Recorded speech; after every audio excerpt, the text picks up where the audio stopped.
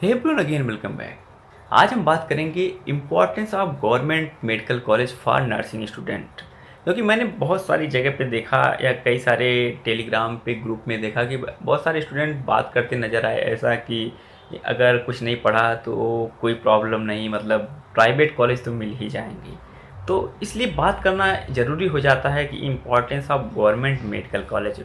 और government medical college अपने आप में ही एक बड़ी चीज़ है। अगर आप किसी कोई भी चीज़ या कोई भी प्रोफेशनल कोर्स या कोई भी चीज़ आप गवर्नमेंट से कर रहे हैं तो आपके नाम के आगे उस मतलब उस कॉलेज का नाम लगता है तो एक अलग बात होती है, एक मतलब अपने आप में ही एक बड़ी बात है। बट मैंने काफ़ी लोगों को ये बात करते देखा तो मुझे काफ़ी बुरा लगा।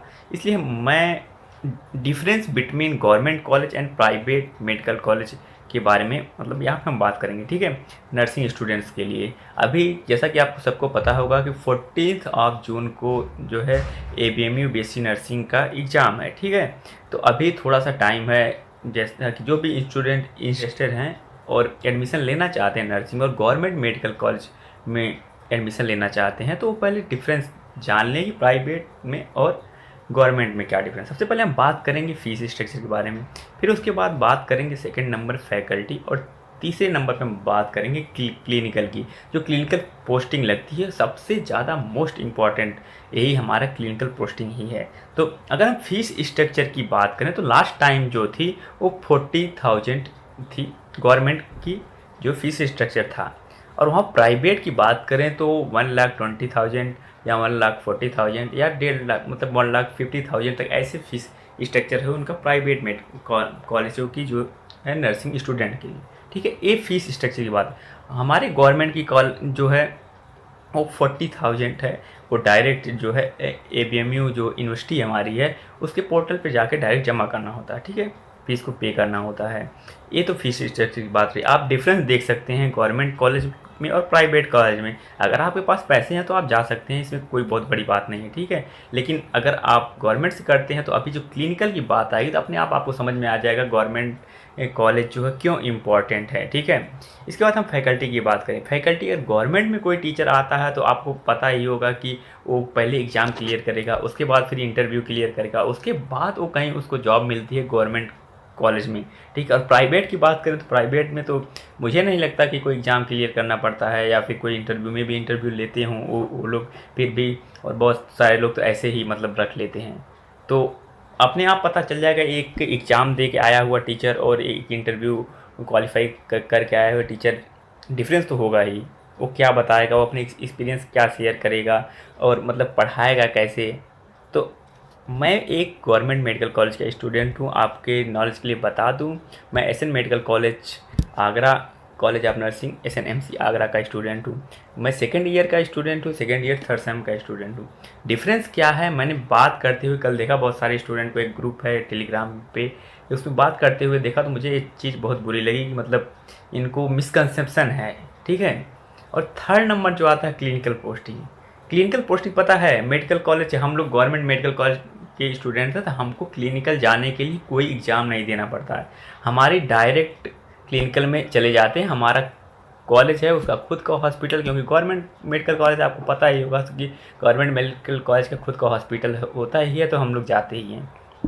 और जो प्राइवेट के स्टूडेंट है, जैसे कि हम आगरा की बात करें, ठीक है। आगरा में बहुत सारे प्राइवेट कॉलेज हैं जैसे कि RGI है, और ऐसे तीन चार हैं स्टूडेंट वो हमारे कॉलेज में आते हैं, हमारे हॉस्पिटल में प्रैक्टिस के लिए।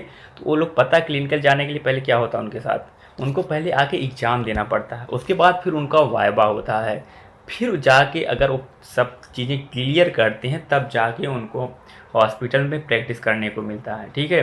वो प्रैक्टिस करने के लिए पता है कितने टाइम के लिए मिलता है, किसी को 2 मंथ्स, किसी को 3 मंथ्स। वो भी पूरी अपनी क्लिनिकल पोस्टिंग कंप्लीट नहीं कर पाते हैं, ठीक है। और हमारे प्रोफेशन में जो नर्सिंग का प्रोफेसर सबसे बड़ा रोल है क्लिनिकल का।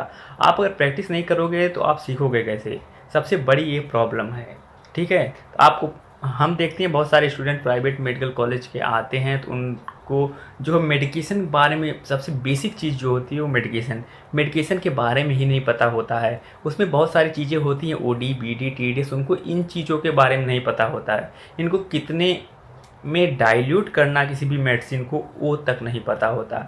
इंट्राक्रैनियल इंसर्ट करने की बात तो बहुत दूर की हो जाती है। बहुत सारे स्टूडेंट इस बार मुझे मिले ऐसे कि उनको ये सारी चीज़ें नहीं पता थी। ठीक है, अगर आप डिफरेंस समझना चाहते हैं तो ये डिफरेंस है एक गवर्नमेंट कॉलेज का और एक प्राइवेट कॉलेज का।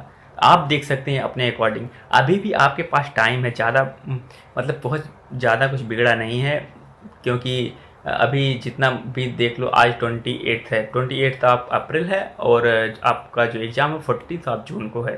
ठीक है, तो आपके पास अभी बहुत टाइम है, क्योंकि सिलेबस बहुत ज़्यादा नहीं है, छोटा सिलेबस है, 12th बेस्ड ही सिलेबस केवल है। आपको पीसीबी ही पढ़ना है। ठीक है, फिजिक्स, केमिस्ट्री, बायोलॉजी। अगर आप चाहते तो मैं चैप्टर वाइज बता दूंगा, टॉपिक वाइज क्या क्या टॉपिक इम्पॉर्टेंट है, आप उसको पढ़ के आप आसानी से एग्ज़ाम क्लियर कर लीजिएगा। ठीक है, आपकी बात थोड़ा सा पैटर्न में बदलाव है, जो कि पहले जीके 20 क्वेश्चन आते थे, अब उसको हटा दिया है। अब केवल आपका इंग्लिश 40 क्वेश्चन होगा। तो इंग्लिश आपको अच्छे से पढ़नी पड़ेगी, क्योंकि इंग्लिश का लेवल हमेशा भी किसी भी एग्ज़ाम में थोड़ा अपर होता है, ऊंचा होता है, उसके लिए आपको देखना पड़ेगा। ठीक है, क्योंकि हो सकता है आपकी बार जो है कट ऑफ भी नीचे आए, क्योंकि इंग्लिश की वजह से केवल नीचे आ सकता है। फिर भी आपको स्कोर 130 प्लस ही करना पड़ेगा गवर्नमेंट मेडिकल कॉलेज के लिए, तभी जाके आपको गवर्नमेंट मेडिकल कॉलेज मिलेगा। ठीक है, अगर कोई भी चीज़ ना समझ में आई हो इसमें तो आप कमेंट करके पूछ सकते हैं, और कोई भी सिलेबस से रिलेटेड या किसी भी सब्जेक्ट से रिलेटेड कोई भी इशू आ रहा है तो आप कमेंट करके पूछ सकते हैं। ठीक है, कोई भी चीज़ ना समझ में आ रही है, ठीक है। ठीक है, मिलते हैं नेक्स्ट वीडियो में। Thank you.